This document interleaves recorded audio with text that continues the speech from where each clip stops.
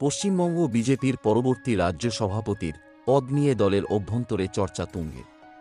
বর্তমান সভাপতি সুকান্ত মজুমদারের স্থলাভিষিক্ত কে হবেন তা নিয়ে একাধিক নাম শোনা যাচ্ছে।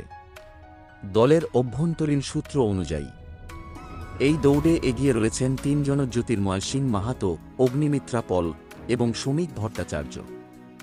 বড নামগুলির সম্ভাবনা কম। দলের ভেতর থেকে জানা যাচ্ছে বিরোধী দলনেতা শুভেন্দু অধিকারী, বর্তমান সভাপতি সুকান্ত মজুমদার এবং প্রাক্তন সভাপতি দিলীপ ঘোষের নামও প্রাথমিকভাবে আলোচনায় ছিল।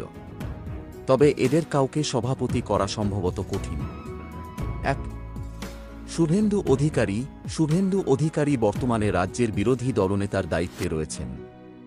তার ভূমিকা অত্যন্ত গুরুত্বপূর্ণ এবং এই অবস্থানে থেকে তাকে সভাপতি করা হলে বিরোধী দলনেতার পদে শূন্যতা তৈরি হতে পারে।